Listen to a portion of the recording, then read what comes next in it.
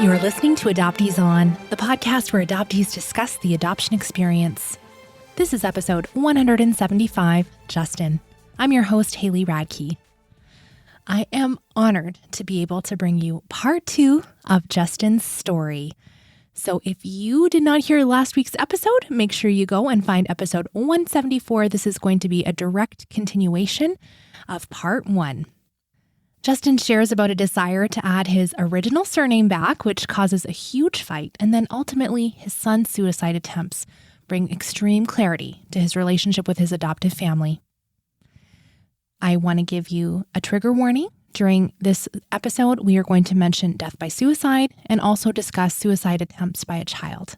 So if you know those will be harmful for you to listen to, I want you to honor that nudge your body is giving you to push pause and come back when you're feeling safe and have supports in place to listen with, or find another episode that will be a better fit for you.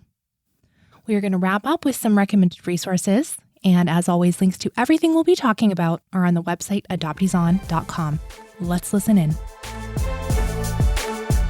This is where you enter the story. Oh, great. So that doesn't sorry sound good. Sorry to blame you here, but you are to blame. No. So I was always a big podcast listener since, whatever, loading them on my little iPod shuffle, So always been into that. And I guess about 5 years ago, I thought like, I wonder if there's any about adoptees or adoption. And so I did that, and yours came up. And I remember, and I think it was like maybe the 3rd episode or something like that. It was very early on. But I remember listening to it and listening to whoever's story it was and just being like, holy crap, these are my people. Like, because after that therapeutic thing that I'd done as a young person, I'd gone through, a lot of therapy and search for identity and all of this stuff. And there was the whole racial component of like, am I Black? Am I not Black? What am I? And then thinking like, can I find my identity there? Or is it that I grew up overseas and like, maybe if I'm with those people, like I'll feel like connected. And then I became Muslim and I was like, well, maybe that's, the tribe that I belong to. And nothing ever it never fully felt comfortable until I started listening more about adoptions and adoptees. And I had read, and I think that actually this was when I did my search, the social worker might have given me The Primal Wound. And it blew me away, at that time. But I think that was the only book I'd read about adoption. And I think like probably a lot of people, I could only read it once. Right? It's just so hard to go back into. But I really felt a connection, and I realized like, this is big, that this is big. So it got me thinking about this more in terms of my identity, and it made me want to press my parents a little bit more about, my adoption, because like I said, this had always we just adopted you because we always wanted to adopt you. It had always felt like that's not the complete story. That's not, that doesn't make sense to me. So I wanted to find out about that, and I wanted to find out about more. So one of the first things, I'm sure everybody who's tried to broach this with their adopted parents, it's like tiny little, baby steps, like trepidatiously trying to get into this. So one of the first things I did, and this again comes from her being on your show, was to write a piece for Dear Adoption. And I agonized about that in terms of whether or not to use my full name, and decided to, and then shared it publicly on Facebook so that my parents would see it. Now, my sister read it and then wrote on the comments of the thing, I was happy that you were adopted, and if you read any of those pieces, but certainly if you read my piece, that's the message that you got out of it, was sort of like, oh my God. But my parents didn't say anything, nothing at all. And I'm sure they may not have read it, but they knew it was there, whatever, but they didn't say anything. But still, this is over years, asking little bits, making little steps. And Finally, maybe about 2 years ago or so, my mom, I was texting with my mom about this, and she said, the next time we come up, why don't we have a conversation about this, as a whatever. So we did. We sat down to have this conversation, and I mentioned before this face that my mom gets of this sort of like, shielded up face of like, okay, tell me. I'm not going to share anything. I'm not going to be vulnerable, but tell me. Go ahead and tell me. So not the greatest, not like therapeutic environment for deeply sharing your feelings. So I was like tapping around the heart of things and getting at it. And to be fair, like it did feel like there was some progress being made. Like I learned some things. This is where I learned about their choice to adopt from the difficult to adopt pool and some other things. And it really felt there was a period of 3 or 4 months of communicating back and forth with my mom via text, where it really felt like, oh, okay, we're getting somewhere, or she's understanding, like I'm showing understanding of why they were so upset. And this is where I learned more about my dad's, like he didn't get out of bed for 2 days. He was like catatonic. I mean, the nervous breakdown. Wow. Yeah. So I felt like, oh, okay, I'm getting somewhere. And I was so positive about it. And I was on this one chat with both my parents. My father wasn't writing because he wasn't good at texting. But I got off and I was saying to my wife, like, oh, this is really great. I feel like we're making a breakthrough. My wife was like, okay. She was a little bit more skeptical about it. And I think she's always been a little bit more clear-eyed about my parents than I was.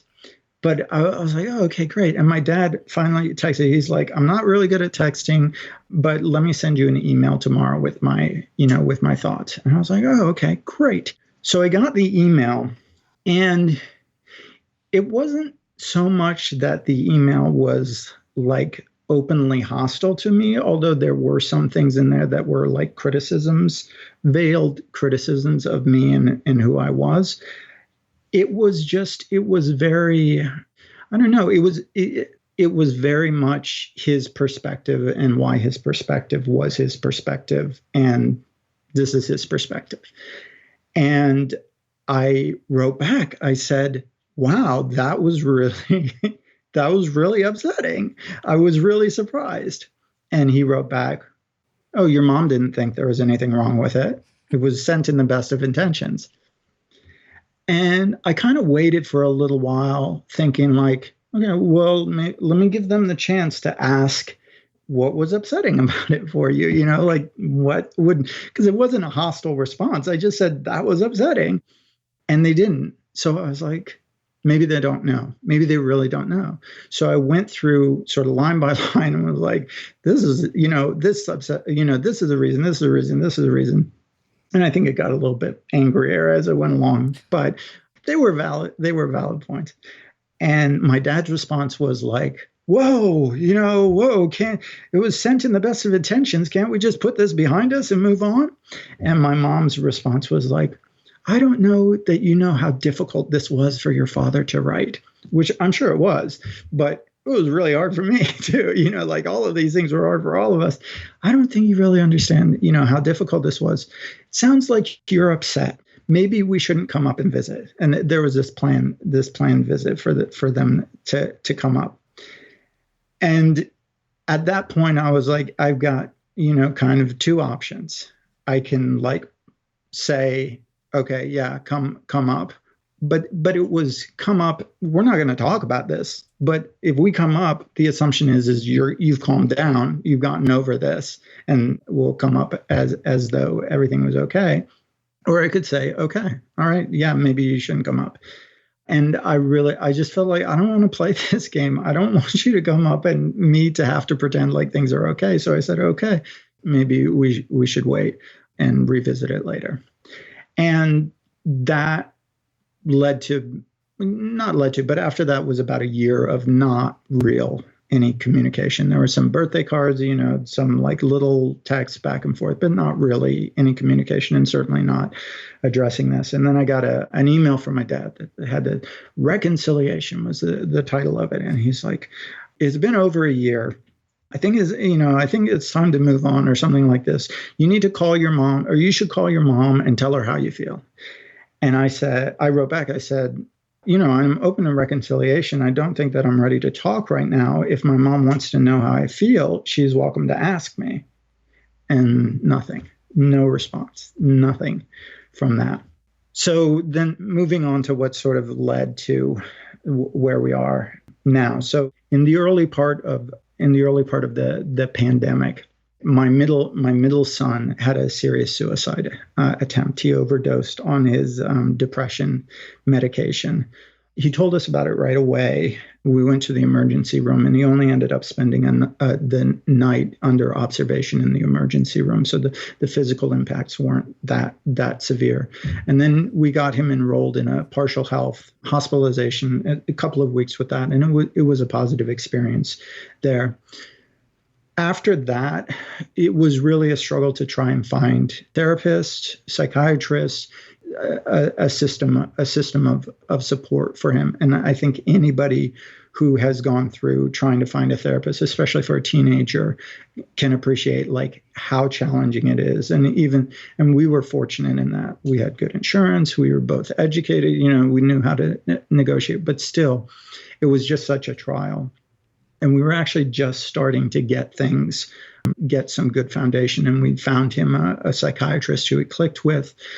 Things seemed to be maybe moving in the right direction. And then he had a second attempt. And this one was much more serious, of an overdose, where that put him in the hospital, in the ICU for about a week. And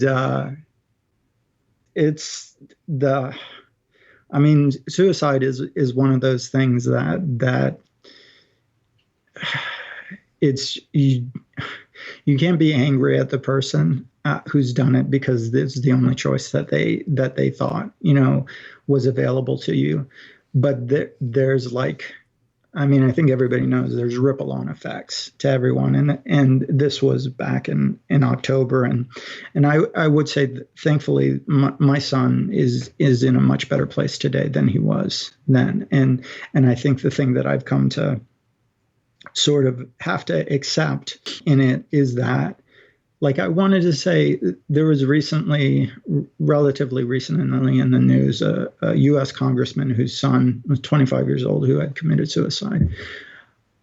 And my son's younger than that, and I wanted so much for this to be like this to be the last. Like, we got it figured. Everything's okay. Everything's going to be okay.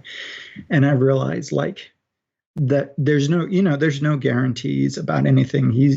And that the only thing is that he's okay today, and that has to be enough. That today he's okay, and we have supports in place, and he's working, and things are moving in the right direction. But all we really have is today, and I'm thankful for that.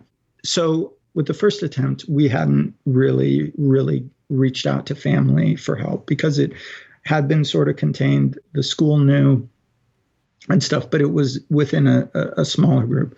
With the second one, it was just much more serious. It was much more, there was about two or 3 days where he was conscious, but he doesn't remember any of those days where he was out of it. He was in this, they call it a serotonin syndrome.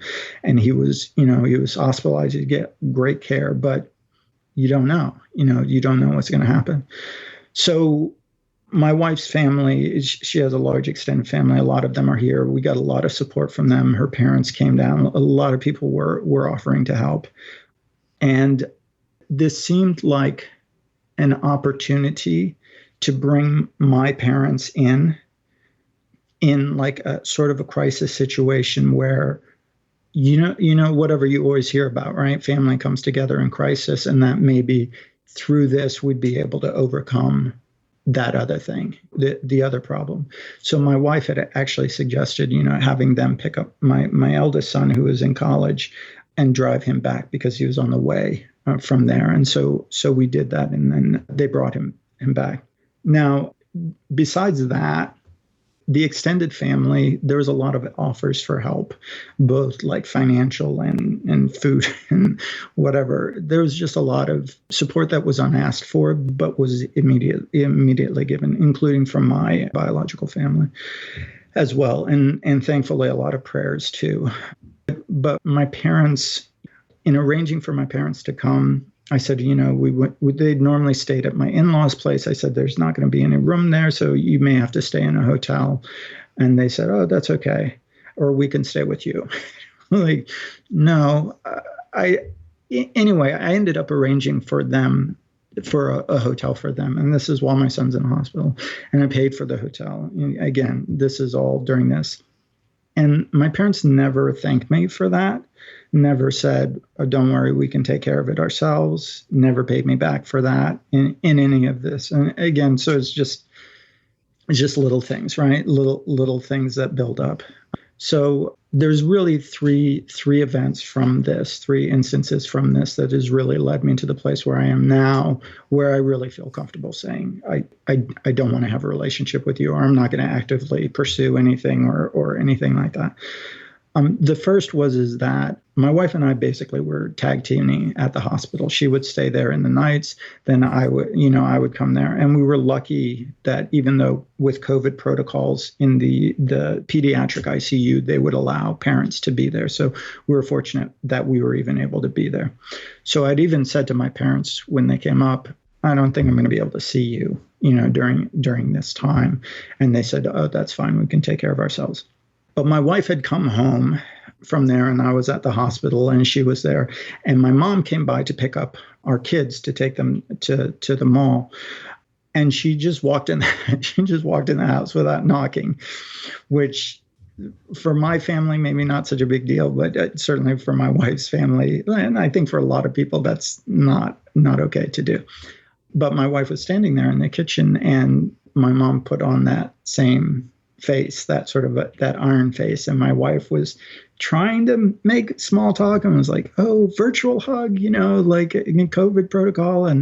But my mom didn't ask how my wife was, didn't ask how my son was, didn't ask. My father was just in the car. She didn't call him in to come, she just stood there while my wife tried to make some small talk.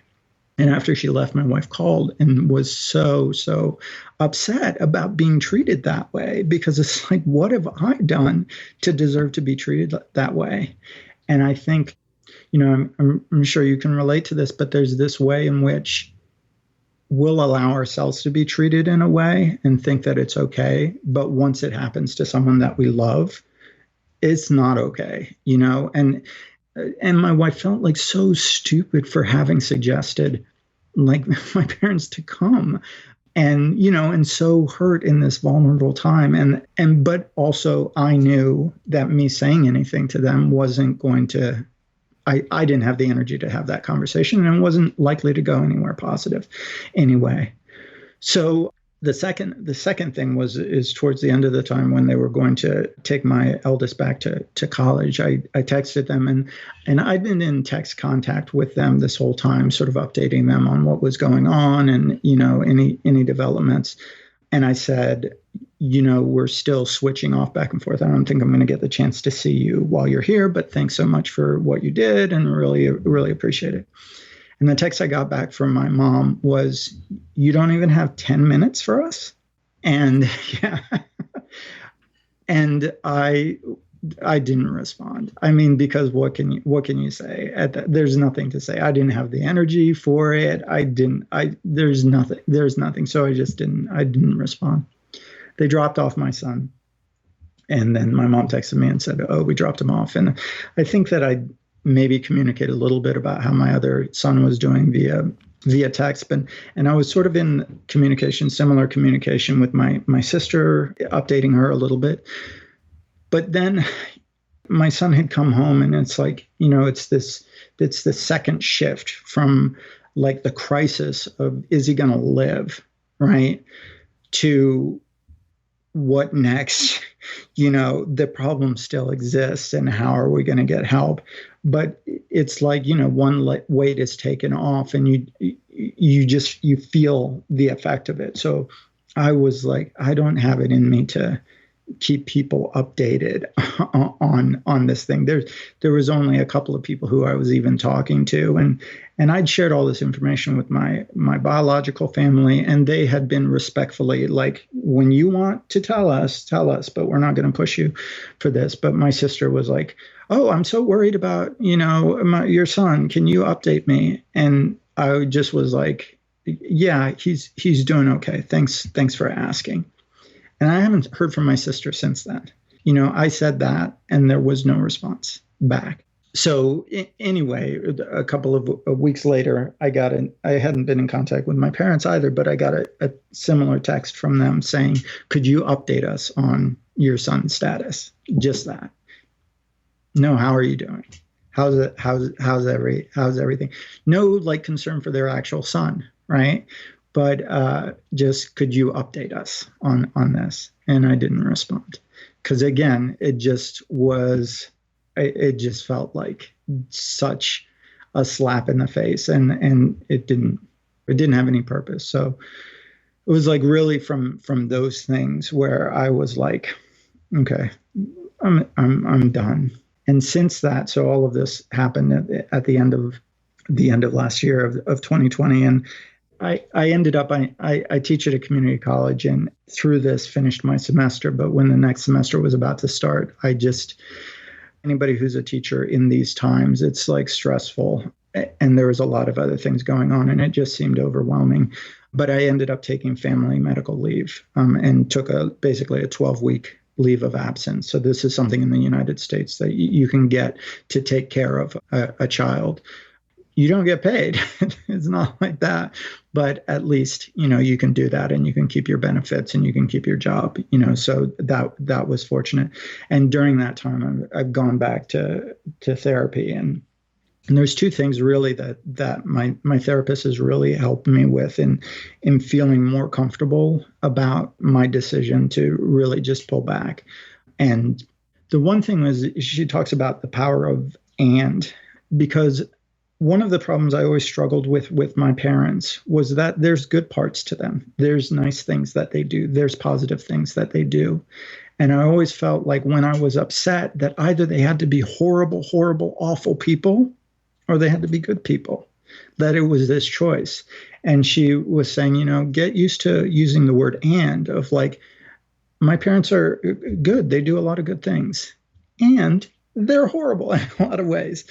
That both of these two things can exist. And so that in viewing that, the decision that I make is based on, these both things exist. Just because they do something nice for me doesn't mean I have to continue having a relationship with them. That the decision is mine, to make. The second thing that she said that was really helpful was, think about if someone said this to your children. And I think for those of us with children that resonates immediately. Like if somebody treated my kids the way that my parents treat me, I wouldn't have it. It's completely unacceptable. There's no question. When it's happening to me, I'm like, well, maybe, I don't know, maybe I deserve all of those things that go through your mind. But when you start thinking about, like, would you let this happen to someone else? It really changes your perspective and has helped give me a lot of confidence in being like, you know what, I need to take care of myself. That one of the things, from the first Estrangement podcast that you did, I think that you asked a question later on towards the end where you said, do you miss them? And she said, no. Again, I don't feel I miss them. And I forget if she said this, but this is something that I feel of. I miss the idea of them, right? And I think that she might have said the same thing. I miss the idea of having parents who are caring and supportive and who care about me and who are concerned about my life. Like, I miss the idea of that. But that's not the nature of the relationship that I have with my parents. It's not. It is what it is, but it's not that. Because my wife asked me that same question too. And I really was, and it was the same with what I came to with my biological mother, of that, no, I don't miss that.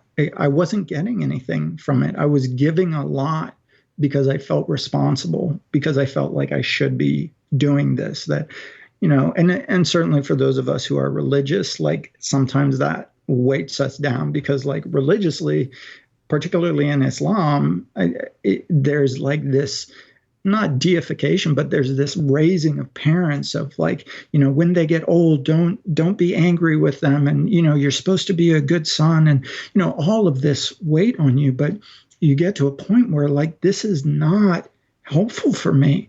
This relationship is not a useful relationship. I'm not getting anything out of it. And it's actually harmful for me.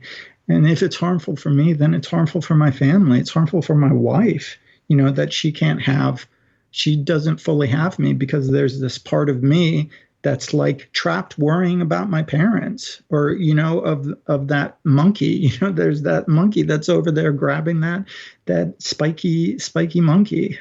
And so, that has helped me. That has helped me a lot in sort of accepting my decision and not worrying about like, well, what's going to happen in the future? Or are you going to regret this? Or, any of those things, but to just really focus on like, I don't like the way you're treating me.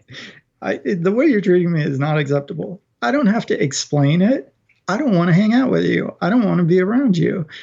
And in a lot of ways, my parents make it easy, because they're not proactively reaching out to me.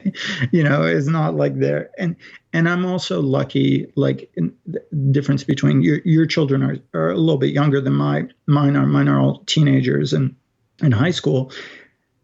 Their relationship with their grandparents has already happened, that they have a relationship with their grandparents. And if they choose to continue it, it can go on without me. So I feel like I've done that already. So I don't also have that additional weight that I think, especially people who have small children might feel of like, oh, and especially when you have small children and you need something from your parents, like in terms of them taking care of your kids, so that, and I haven't like actively talked about it with my children, but certainly like their relationship with my parents is separate from mine, and they can have one if they choose to, but I just choose not to.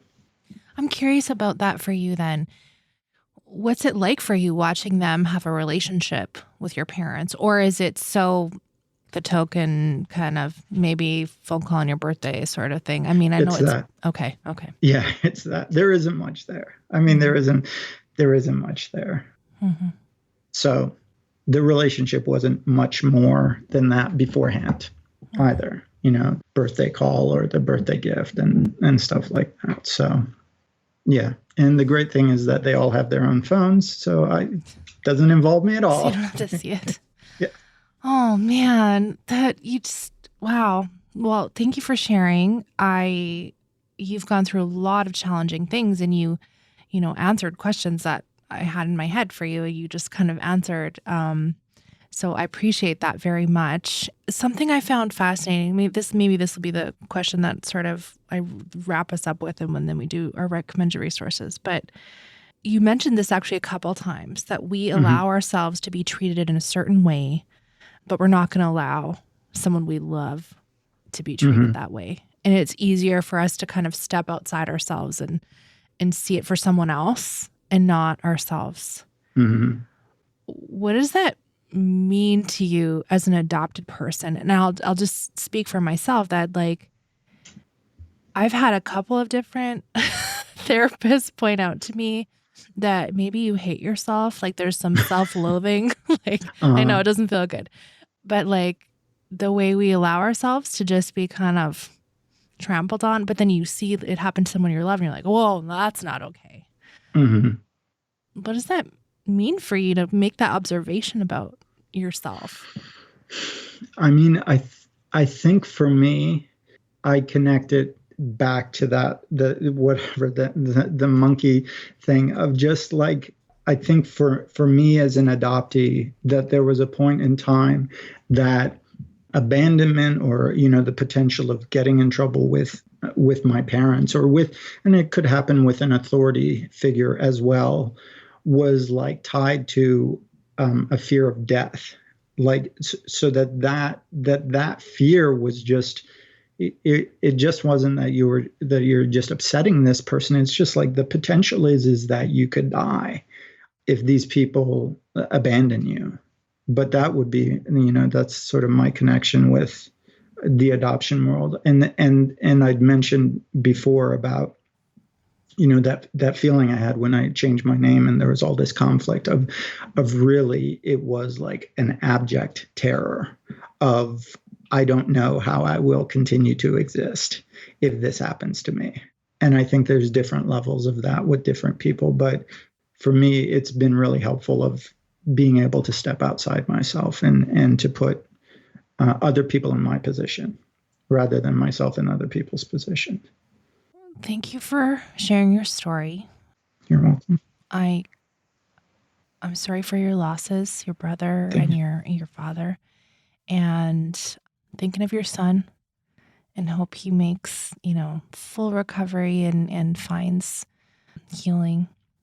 Is there anything else you want to share with us before we do recommended resources? I know you've listened for a long time. You've gone through the ringer with us. Is there anything you want to say, especially just to adoptees like yourself, that you think they need to hear? No, but the thing that I do want to say, and I know a lot of people say this to you, but the resource that you've provided to the adoptee community is invaluable, because there's something about hearing another person, an inexpert person, telling their story that is so powerful, that I don't think that you can get from reading books or research related things, but that you've created the space, and at a cost to yourself, in that you put yourself out there for the bullets, right? For the arrows and the stuff. And I mean, and not just you, all of the people who are working in the adoptee space, I follow people on Twitter, and just hearing of like, why are you being mean to these people? And, just to stand up and say something just gives so many other people courage to say something. And that I've always secretly, like you said, I've been listening since the beginning. I've always secretly wanted to be on the show, but this was like an opportunity where I felt like I could give something back. And I feel like that for me, you deserve, and everybody else deserves, like other people are standing up. Like if we can stand up a little bit and give back in whatever way we can, I would encourage everybody to do that. Particularly to support your show. Oh, okay. The Patreon, because the Patreon group is really a nice community, a safe community to be a part of. And whatever, it's a good way to give back, even if you never go on it. Just write it off on your taxes, right? As charity. Well, I'm not a charity, so if I was American, I think that would be easier to do that. Okay. But okay, thank you so much for those kind words. I agree. There is such power in sharing our stories. And I think my pinned tweet is like, I don't know, you can fact check me on what it is, but it's something to the effect of, do you really know the adoptee in your life? Like, do you actually know their story? Like, because people will, the doubters will always say, well, I know so-and-so is adopted and they're fine. It's just like this offhanded, ridiculous thing people will say to us. It's like, right. Really? Yeah. Like, how do you actually know their intimate feelings about the impact adoption has had on their life? You couldn't possibly, right, unless you were a safe enough person for us to share with. Or unless they're ready to share, because Yep. I think so many of us aren't ready to really analyze ourselves. So Absolutely. And so there is a huge cost to someone like Justin and my other guests to sharing these very difficult things. And so I appreciate so much that you're willing to share. Okay, what did you want to share as a resource with us today? I was gonna like just say, oh my gosh, all that stuff your therapist said. That's good. We're gonna write that down. It's good stuff. Yeah. The thing that I was going to share, I've gotten a lot of different therapy books over the year, but there's a book called Self Therapy. I forget the person who wrote it. J. Earley, Earley. Yeah. And anyway, I mean, I think nothing can really compensate for having a good face-to-face therapist, someone who you have a good relationship and who understands you and what your issues are.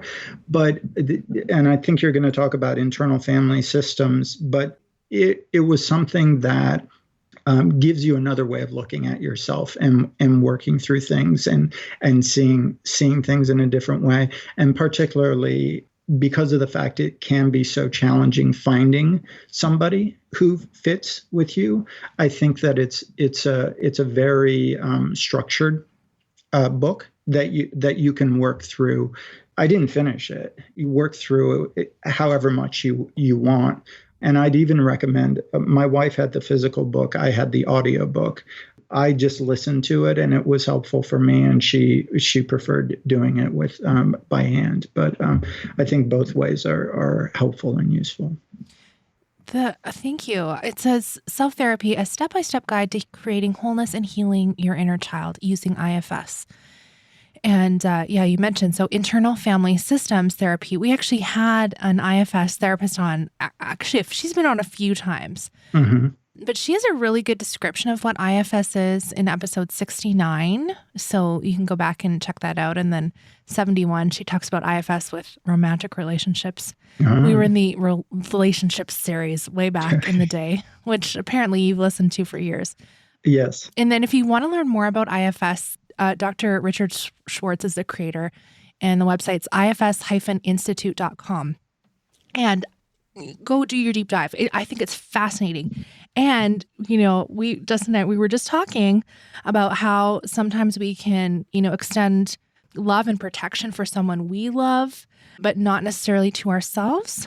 And just like a little brief into IFS is if we're looking at ourselves at different parts, and that could be different ages, perhaps it's easier for us to extend compassion and love to our younger self, to picture yourself as a child and to extend compassion that way. That's kind of like a nice, easy in. It's not easy, but like it's a little bit of an in towards loving ourselves. So I know I can tell you've done a lot of different work at therapy. So I appreciate you bringing that to us. And I encourage people to, we just can't do this on our own.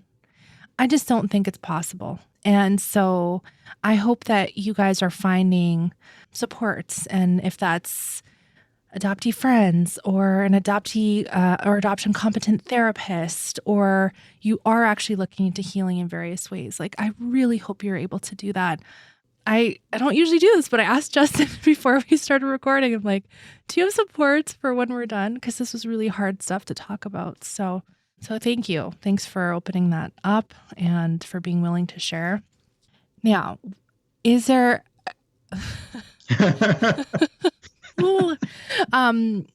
is there a place we can connect with you online?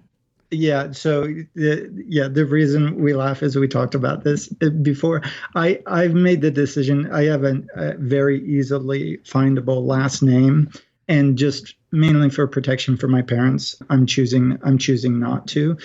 But if you would like to connect with me, you can donate to the Patreon and be part of the Facebook group there, which again I encourage anybody to do. Thank you. I did not. In fact, I discouraged him from saying that. But that is true. That is true. Very kind of you.